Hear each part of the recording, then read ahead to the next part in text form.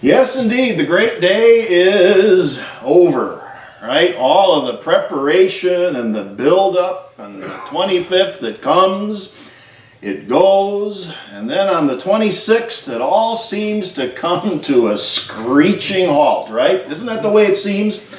No more holiday specials. They stopped showing all the Christmas-themed movies. All those radio channels that played non-stop Christmas music all through November and December. Seems like they couldn't wait until 1 second past midnight on December 25th to get back to the old format. And you can't really blame them. I mean, if you had to listen to Grandma got run over by a reindeer once every hour on the hour, you'd be bonkers too. You'd be ready for a change. We have a neighbor down the street from us who every year does a beautiful job of decorating and lighting the outside of their house. But every single year, it has to come down by noon on the 26th. It's almost like it's a matter of pride and honor. Don't people realize there are supposed to be 12 days of Christmas? And I know the song will drive you nuts, but forget about the song. The tradition, 12 Days of Christmas, is real. It's something that you find over in England and other places where people are maybe, I don't know, a bit more civilized, because at least they get 12 days to sort of ease out of the season. But in America, well, forget about it. It's as if people get up on the morning of the 26th like they're waking up after a bender with this terrible hangover, right? And they're thinking, oh my God, did I really say those things and do those things over the past month? I mean, peace on earth, goodwill to all. Oh my God, what were we thinking? You know, time to get back to work, nose to the grindstone. No more of this frivolous nonsense. Life is serious, by God, and it's time to get serious again, right? Time and tide wait for no one, so it's on to what's next. Well, what is next?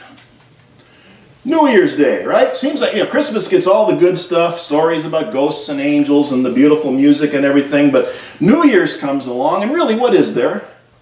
I mean, what are the great traditions and stories of New Year's? Okay, if you like college football and parades, that's great. That's great. But on the other hand, what's the other thing? And I just saw this morning on the CBS Morning Show. One of the things they do at this time of year as New Year's Day comes along is they run this list of pictures of all the people who have died the last year. Now, it's sobering, and it's good to remember, and it's also kind of a bummer, isn't it? Just to see all the people who made their transition. So, maybe there's something else we can do with New Year's Day. What's the big deal, after all, about a new year? Is it just another number that we have to remember to say or remember to write on our checks? Is that all there is to it?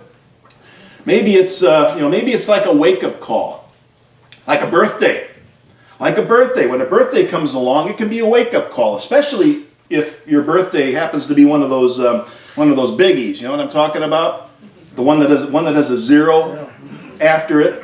I got nothing in 2014, but rumor has it that Karen might be looking at one of those kind of birthdays later this year. What is it, 30? Yeah. Mm-hmm. I'm not telling. You'll just have to stick around and find out. But New Year's Eve, we celebrate, we party down, we make noise, and then on New Year's Day, maybe we set a little time aside to take stock of our lives. How about that? How about taking a little time just to get in touch with how things have changed over the past year, and maybe what things we might need to change in the coming year. Maybe we make a resolution or two. I prefer to say that we set an intention, but either way, resolution or intention, it's all about making a change in the way that we do something. And ideally, we want to make a change for the better. There's that word, change, again. I think the biggest problem is that even though we say, especially when we make our resolutions or intentions, we say that, oh, we're ready to change. Yeah, we want to make a change for the good. We want to make a change for the better. What's actually happening is in consciousness, we're resisting it. We're not all that crazy about change. I like to say that everyone wants to be transformed, but nobody wants to change anything. We say we want something, but in consciousness we really don't. So as we get ready to start the year 2014, how do we look at life and living? And let's be honest with ourselves. Do we really think that this universe is a friendly place and that there's good and opportunity that's coming our way? Or are we going to hell in a bucket? Are we entering 2014 waiting for the other shoe to fall? Two very different and conflicting attitudes. The first attitude makes it easier to embrace change, and the other can cause, well, let's just say it can cause some problems. Are we looking forward to new possibilities, or are we whining about how things were better in the good old days? Well, the new year reminds us that time has an arrow, and that arrow points in one direction. We don't get to go back. As they say you can't unring the bell. What's done is done. Whatever actions we took in 2013, well, all of that is an indelible and permanent part of history now. And the only thing we can do is move forward. Resistance is futile. Resistance just adds to our discomfort and suffering. Discomfort and suffering are primarily states of mind, self-inflicted. They are states of consciousness. And when it comes to consciousness, we get to decide what that looks and feels like for each one of us. Are we victims or are we victors? The passing of Nelson Mandela earlier this month reminded me of that movie Invictus from back in 2009, where Morgan Freeman played Nelson Mandela, and the title of the movie comes from a poem called Invictus by William Ernest Henley, which ends with this verse. It matters not how straight the gate, how charged with punishments the scroll. I am the master of my fate. I am the captain of my soul. Nelson Mandela would read that to his fellow prisoners when he was imprisoned over there for 27 years. That's what kept him going while he was in prison. So, am I the master of my fate? Am I the captain of my soul? Or am I a victim being bumped along by the cycles of what looks to us as a meaningless universe? Is the universe going someplace good that I want to go to, or is it just meandering around in circles? And if the universe is really going someplace good, am I helping to steer it, or am I just along for the ride? All questions that are worth pondering as the new year dawns upon us. If I want to be the master of my fate and the captain of my soul, it helps me to remember that evolution is on my side. I need to remind myself that from an evolutionary perspective, that arrow of time pointing in that forward direction, that arrow of time, that the universe can be trusted, which is an idea that we get from a book we've talked about before, Thank God for Evolution by Michael Dowd. He tells us this. He says the universe can always be counted on to move in the same fivefold direction, the direction of greater diversity, greater complexity, greater awareness, greater speed of change, and greater intimacy with itself. Those are all good things. Those are all creative things. And a lot of people fight this. A lot of people like to argue about how things are so terrible. They argue about the long-term prospects for survival on planet Earth. Wasn't all that long ago, this is in my lifetime, wasn't all that long ago that people really, really thought that war between the Soviet Union and the United States would create a nuclear winter, right? We all remember that. How about 1999, when that thing called Y2K was coming at us? Yep, it was going to crash all of our computers and take us back to the Stone Age, and there were plenty of voices out there who said there ain't nothing you can do about it. All you can do is go to my website and buy all this survival equipment and go dig a hole someplace. That's seriously, I mean, it was crazy. So did any of that happen? Nope. But not because we put on rose-colored glasses and ignored the problem. Not because we loaded up on supplies and hid out in a bunker someplace. What happened was people decided to take action to make sure those things didn't come to pass, because there was enough people, a critical mass of people, who knew that the universe could be trusted, that humankind had the creativity and the wherewithal to deal with those things, despite all the stuff you were hearing from all these other voices. At the level of consciousness, optimism leads to action, which leads to progress and positive change. But it starts out with that state of consciousness. Optimism helps. It's an evolutionary process. And history really shows us that evolution is on our side. We can learn from our mistakes, and we can count on there being something in human nature that truly wants the greatest good for the greatest number of people. So, here's a shot of good news to help us to start the new year. Plenty of people want to spread doom and gloom, but here are 5 things that we learned in 2013 that tell us that human beings have the capacity to cause large-scale positive change on planet Earth. It's evolutionary change, not necessarily revolutionary, but when you put on the lens of time and big history, you can see it clearly. Now, this next slide is according to the most up-to-date 2013 numbers from the World Health Organization. Look at this. AIDS-related death, down 24%. Tuberculosis, down 50%. Infant and maternal mortality, down 50% each. Death from measles, which used to kill a lot of people, is down 71% worldwide. So as a result of this, life expectancy has jumped by 50%. This is between 1950 and 2011. Life expectancy has gone from 47 years to 70 years. Now, you might think, okay, well, this is just in wealthy countries and things like that, but that's not true. These aren't figures just for rich countries. These are global numbers. So, think about it. The average person living in the world today can expect to live almost twice as long as the average citizen of the world's wealthiest and most powerful country in 1850.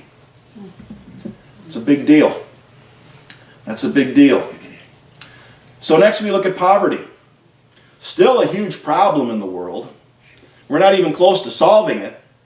But here's the question. Is global poverty going up or going down? It's not even close. Poverty is declining dramatically. Now, for our purposes here, we're defining poverty as extreme poverty, which means living on less than $1.25 a day. Can you imagine that? But that's the measure, and there are plenty of people around the world who have been doing that for a long time, and those numbers are declining dramatically. Between 1981 and 1981, 40% were at that level of extreme poverty. 2010, that's down to 14%. And those numbers come from a study done by the World Bank that was just released this last October. Lots more to do, but if you need a shot of good news to tell you that we can make a difference, there it is. Now here's something that I've talked about before on several occasions, so we'll just touch on it briefly here. We know that war is declining. War is declining and it's becoming less deadly. Plenty of violence in the world, but you can't argue with the numbers, and you can see it graphically here on this slide. Go over here to the 1940s. Of course, we all know what was going on in the 1940s.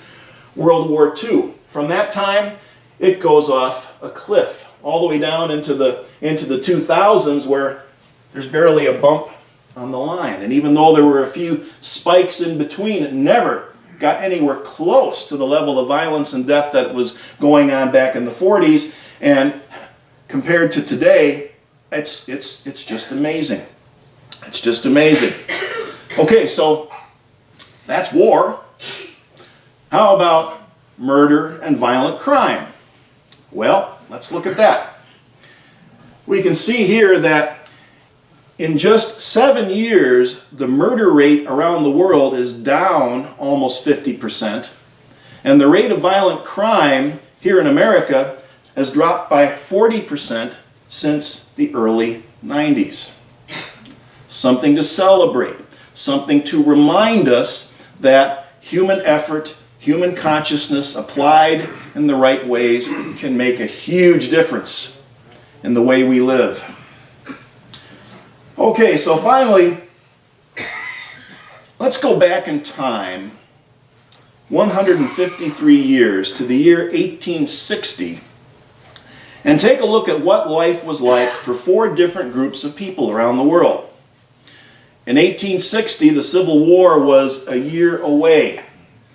Our Unity co-founders, Charles and Myrtle Fillmore, were 6 and 15 years old respectively back in 1860. Definitely in their formative years, well before they got the idea for anything resembling the Unity movement, which we have here today. 1860. Think about the status of African Americans in this country. They were in chains. They were slaves. And half of this country preferred to go to war rather than give them their freedom, rather than give up the institution of slavery. In Europe, Jews were routinely massacred in the ghettos where they were to live. Around the world, women were denied the opportunity to work outside the home. And of course, voting, totally out of the question. If you were gay or lesbian, you were invisible. With good reason, because in most countries you could be sent to prison or worse. Think about how all of that has changed in 153 years. Or how about just 10 years? In 2003, not a single state recognized marriage equality. As of last week with Utah, 18 states plus the District of Columbia now recognize marriage equality. Slow, steady progress. That doesn't mean that we're done on any of these counts, but it does mean that things are improving and can get even better as long as we maintain that all-important state of consciousness which says, very simply, do unto others as we would have them do unto us. This is proof, I think, that the Golden Rule is practical, that it works in the real world. 2013 years ago, Jesus made the Golden Rule the cornerstone of his teachings. And since then, we have evolved to higher and deeper levels of understanding and ways of practicing that rule. This shows it. So, with the new year upon us, it's good to reflect on maybe where we've fallen short, where we might be able to improve, but it's even more important to stay focused on the good news and the positive change that's been going on around us. Part of the difficulty is that it's been slow. It's evolutionary rather than revolutionary, but I think that evolutionary change stands a much better chance of withstanding the test of time than something that happens suddenly and chaotically and cataclysmically. You know, in Unity, we have this expression we use all the time called divine order. I think we need to add this idea to our definition of divine order, this five-fold direction of the universe, the arrow of time that's pointing in a good direction, the idea that the universe can be trusted, that the arrow of time is leading us to something that is good, that we can be aligned with if we choose. You know, divine order is just a fancy term that we use for the creative process. It's creativity in action. It doesn't start with a God out there. It starts with human thought and action. The creative process. Mind, idea, expression. Consciousness, idea, expression. It all starts in consciousness. And what is it that they say in the computer world? Garbage in, garbage out. So you take garbage into consciousness, and what kind of ideas and expressions are you going to be producing? On the other hand, if we focus on the things that we know that human beings are capable of, the Christ-like qualities of good, the active functioning of the Golden Rule, that's a great starting place for divine order for the creative process. So That's what I'm going to be focusing on and celebrating this New Year's Day. The fact that the golden rule is taking hold and it's starting to cause things to change for the better.